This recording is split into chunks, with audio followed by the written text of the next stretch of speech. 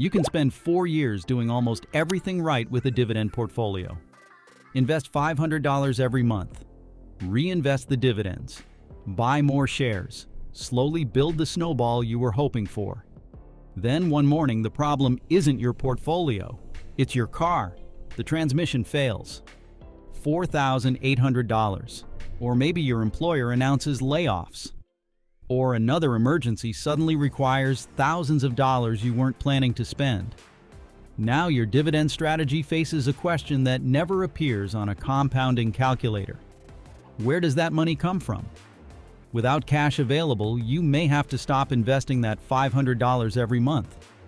Put the expense on a high-interest credit card. Or sell investments you spent years accumulating, potentially while the market is down. That's where an emergency fund becomes much more connected to your dividend snowball than it might seem. The emergency fund doesn't make your dividend snowball roll faster. It helps keep life from kicking it back down the hill. To see what that actually means, let's take two investors. Same income, same starting portfolio, same $500 monthly contribution, same dividend strategy and hypothetical investment returns.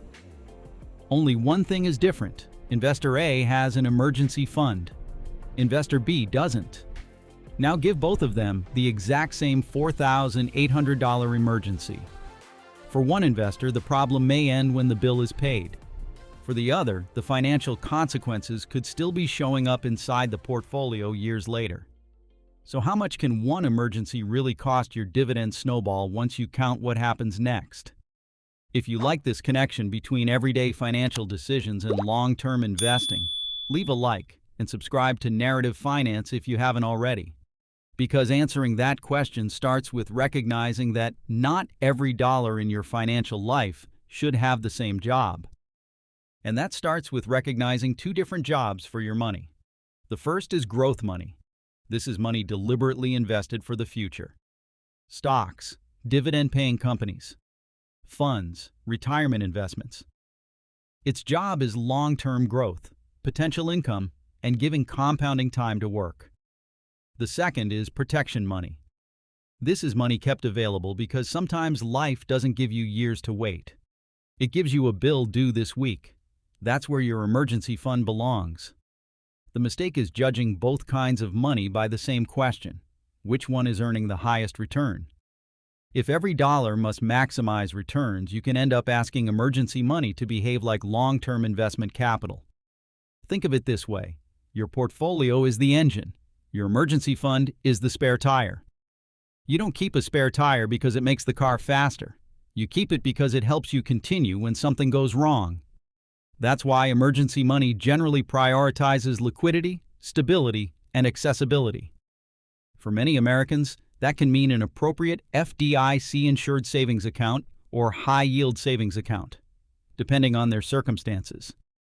And during a strong stock market, that cash may look inefficient beside your investments.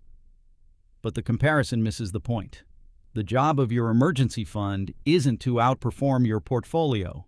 Its job is to keep emergencies from reaching your portfolio. Now let's put a dollar value on that protection. Our two investors are about to receive the same $4,800 bill. One has protection money ready. The other doesn't. And that's where the same emergency can begin creating two very different financial outcomes. And that's where the same emergency can begin creating two very different financial outcomes. Both investors contribute $500 a month.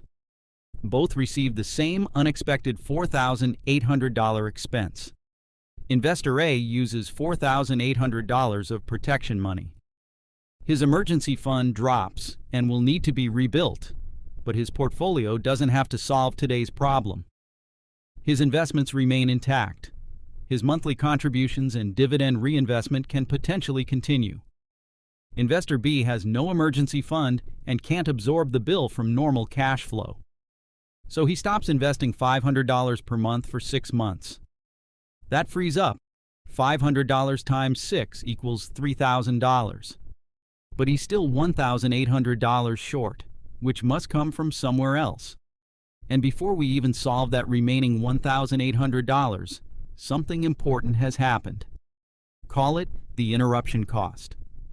Those $3,000 in missed contributions don't just disappear today.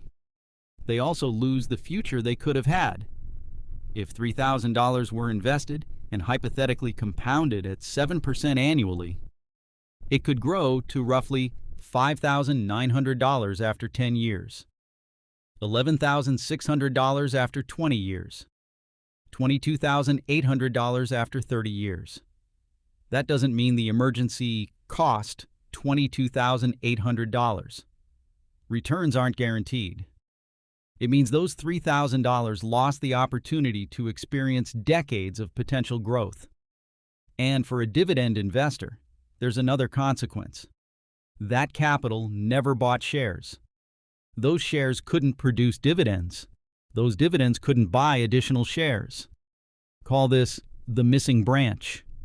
A missed contribution can remove not only money from today's portfolio, but a future branch of ownership that money might have created. And here's where the situation gets more serious. Stopping contributions may be the less damaging option. Because if Investor B can't solve the emergency with future cash flow, the next source of money may be the capital he has already spent years putting inside the snowball. And that capital may be needed at exactly the wrong moment. Imagine Investor B has a $40,000 dividend portfolio, but very little cash outside it. Then the same $4,800 emergency arrives.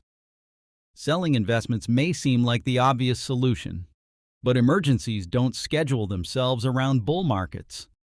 Job losses, reduced hours, and financial stress can happen during economic slowdowns, precisely when stock prices may also be under pressure. Suppose his $40,000 portfolio falls 25%. It's now worth $30,000. Then the emergency hits. With no practical source of cash, he sells $4,800, leaving roughly $25,200 invested. Call this forced sale damage. The problem isn't simply withdrawing $4,800. It's losing control over when the sale happens. If those investments later recover, the shares he sold no longer participate. And for the dividend snowball, those shares are gone too. No future dividends from them. No reinvestment of those dividends. No additional shares purchased through that reinvestment. That doesn't mean selling investments is always wrong. Sometimes it's necessary. And that's exactly why the emergency fund matters. It doesn't guarantee you'll never touch your investments. It gives you another source of money before the market gets a vote in the decision. In other words, cash can help preserve something valuable, your ability to keep long-term investments long-term. But now we need to answer the practical question. If your emergency fund is supposed to stand between life's problems and your dividend snowball, how large should that barrier actually be? The answer shouldn't begin with your salary. It should begin with what your life actually costs to keep running. The answer begins with how much time your cash needs to protect. A common shortcut is measuring an emergency fund by salary. 3 months of salary, 6 months of salary. But if your income disappears, you don't necessarily need to replace every dollar you earned. You need to cover the expenses that still have to be paid. That's why a more useful measure is what I'll call your emergency runway. The formula is simple. Emergency fund divided by essential monthly expenses equals emergency runway. Suppose your essential monthly expenses are $1,600 for housing, $600 for groceries, $300 for utilities, $450 for insurance, $350 for transportation, and $700 for minimum debt payments and other essential costs. That's $4,000 per month. Now your emergency fund becomes easier to interpret. $8,000 equals 2 months of runway. $12,000 equals 3 months. $24,000 equals 6 months. $36,000 equals 9 months. But 6 months isn't a magic target. A dual-income household with stable jobs may need a different cushion than someone supporting a family on one income. Self-employment, dependents, insurance deductibles, home ownership, job stability, and other accessible resources can change the appropriate amount. The goal isn't to build the largest pile of cash possible. It's to create enough distance between today's financial problem and tomorrow's long-term investments. Every month of runway is another month your dividend snowball may not have to become the solution. So instead of asking how impressive your emergency fund looks, ask, how much time can it buy before my dividend portfolio has to become my emergency fund? But that protection comes with a trade-off. Money reserved for emergencies is money you're deliberately not putting into the snowball. Which raises an important question. At what point does protecting your compounding start costing you too much compounding? And that trade-off is real. If you're building a dividend portfolio, seeing $20,000 sitting in an emergency fund can feel inefficient. You can imagine that money buying shares, producing dividends, and compounding for decades. Suppose, purely for illustration, that the same $20,000 were invested in a long-term portfolio averaging 7% annually over time. That's potential growth you're choosing not to pursue with that money. So yes, safety has an opportunity cost. But there's another side of the calculation that a compounding calculator won't show you. Call it visible return versus protected return. Visible return is easy to measure. It's the growth in income that cash might have earned if invested. Protected return is harder to see because its value often comes from what didn't happen. The high-interest credit card balance you didn't carry, the shares you didn't sell during a downturn, the contributions you didn't interrupt, the retirement money you didn't need for today's emergency. So judging an emergency fund only by the return it didn't earn gives you an incomplete picture.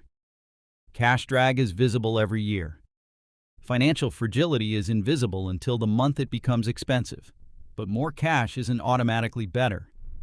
Keeping significantly more than your circumstances require can leave long-term capital doing a short-term job unnecessarily. The goal isn't maximum cash. It's enough resilience. Too little protection leaves the snowball vulnerable. Too much can unnecessarily sideline long-term capital. The appropriate buffer makes your investment strategy harder for life to interrupt. And that changes the question entirely. Instead of asking whether you should choose an emergency fund or investing, ask, how do you build them in the right order so one can protect the other? And building them in the right order doesn't mean you must stop investing until you've reached some perfect emergency fund number. Real financial lives are more complicated. You may have an employer offering a 401k match.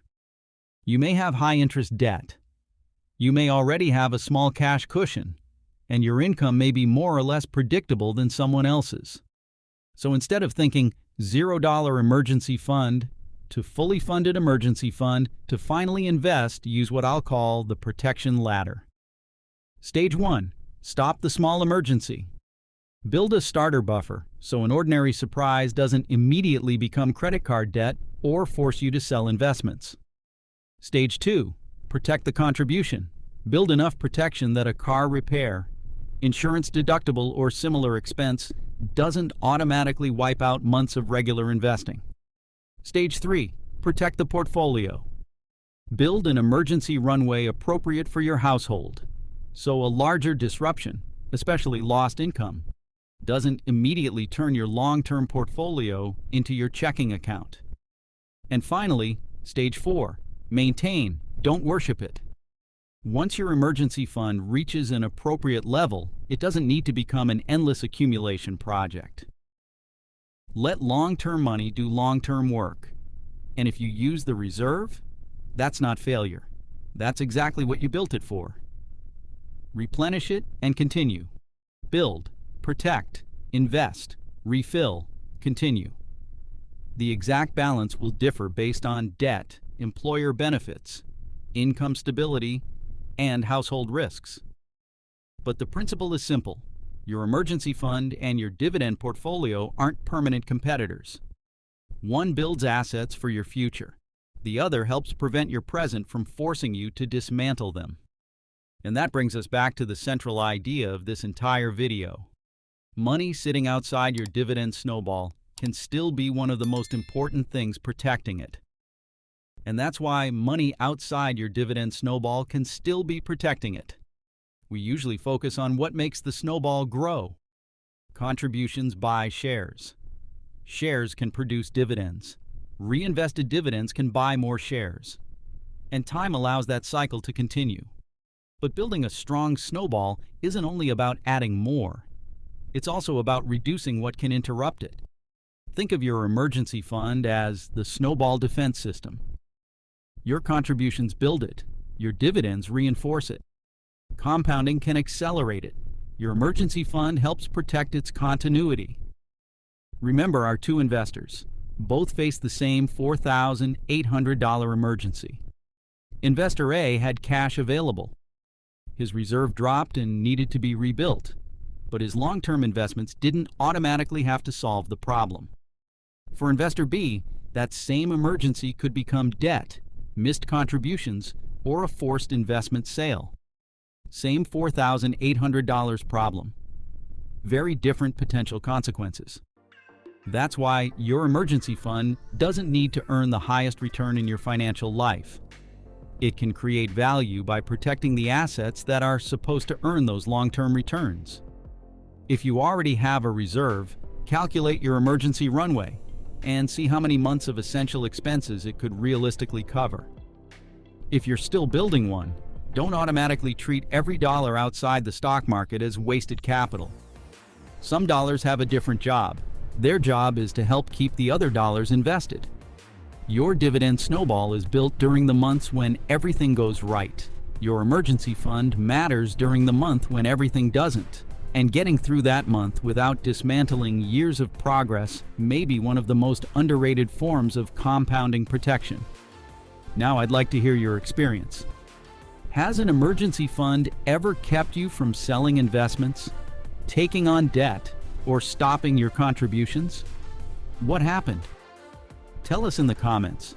Your experience may help someone else in this community.